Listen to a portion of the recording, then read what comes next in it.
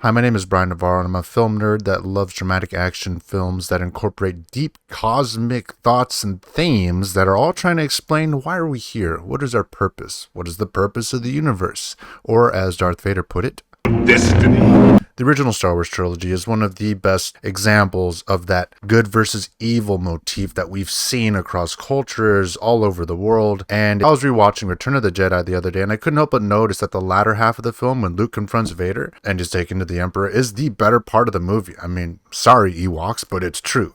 I'm sorry, I'm not a child that likes to be marketed to via soft, fluffy, ugly little creatures. Unless it's really cute like a real cat, you know, they're so adorable. Anyways, Vader and Luke and the Emperor, the Father, the Son, and the evil spirit of the universe. What really stood out to me was the mise-en-scène of the Emperor's throne room. You can see that they placed the Emperor right in front of the star field as if he himself encompasses the entire universe, all these star systems and galaxies, the battle going on behind him for the fate of the galaxy. He is in control of it all. A man, an old man, that claims to be able to live forever and control life itself, the Force, and living and non-living things. The Emperor represents the evil that Luke and Vader must overcome or become if they fail to see the light side of the Force and bring balance to it. Just look at this dirty old man. You know, he's all cackling and laughing when Luke tries to strike him down. He gets under Luke's skin and makes him strike out, trying to take him down, but he doesn't even say anything, nor does he lift a finger when Darth Vader defends him. And this is what makes him laugh. So it could be argued that, you know, Darth Vader was protecting Luke from falling into the dark side and becoming a slave to the dark side or the Emperor. But I think if you just kind of watch it through and through without, you know, that theory behind it, it really just kind of exemplifies that, you know, the Emperor really controls what's going on in this room, and he's even said it himself. Everything is proceeding as I have foreseen. The other thing too is, like, if Vader really wanted to be the ultimate Sith Lord, he would have let Luke attack the Emperor, and then as Luke is attacking the Emperor, he could have just stabbed Luke in the chest and killed him right there, becoming the only Jedi/Sith Lord in the entire universe.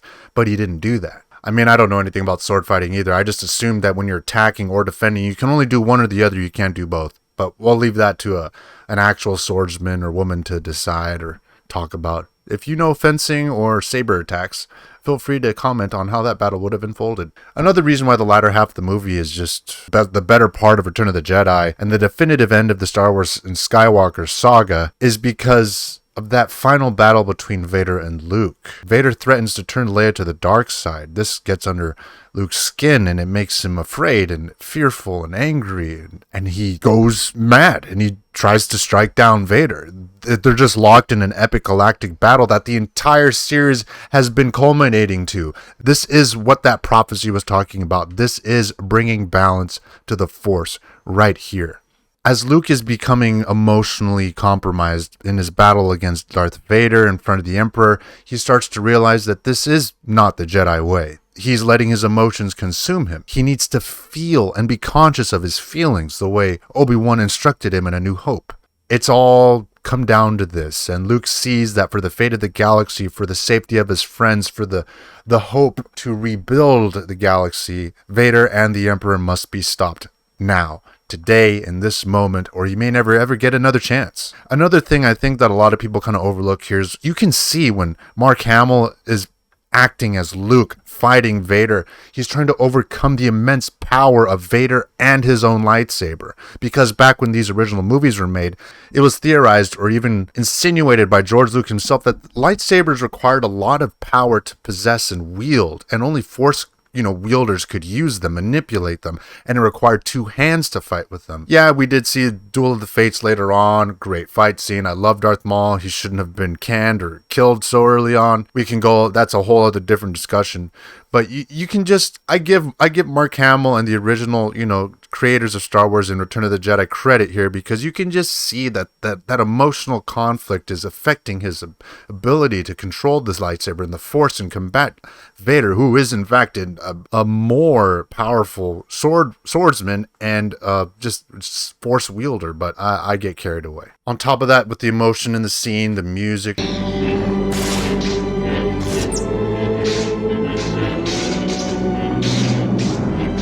trying to overcome the truth, Vader being Luke's father, Vader threatening to corrupt Leia.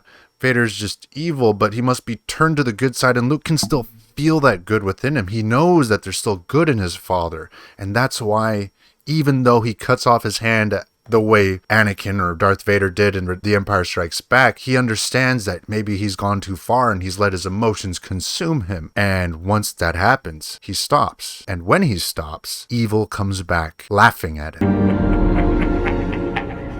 Good. Laughing at him, losing control, succumbing to his emotions, and the Emperor walks down those steps. Beautiful scene. It's all beautiful. Evil is always there in the shadows, watching, waiting for us to act out on our negative thoughts, our negative impulses, trying to just take advantage of us whenever we are the most vulnerable. But Luke realizes that's not the Jedi way. He throws down his lightsaber and defies the Emperor, saying he doesn't want to join the dark side, that he'll never join the dark side, and that in fact his father is still a Jedi Knight. Never.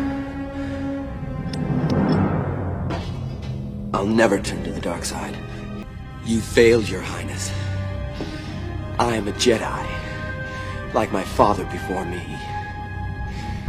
So be it, Jedi. And this disgusts Emperor Palpatine. He hates Luke because of this. He looks at him like some ignorant child, and he needs to be disciplined, or even worse, put to death at this point. And yeah, that's what the Emperor tries to do. The whole thing with the dark side too is that it's really built on the allure of the dark side. It's easier to denounce something than it is to believe in it. It's easier to hate something than it is to forgive it. It's easier to give up on something than it is to fight for it. That's what the Emperor symbolizes. He's the path towards the dark side of the universe, of the cosmos, of every living and non-living thing within us. We all face that same hero's or villain's journey. What's even more interesting is here, now that Luke has defied the Emperor and the Emperor is disgusted with Luke, the Emperor is entertaining himself by taunting Luke, telling him that he's a feeble Jedi. He's not even really strong with the Force. The dark side is too much for somebody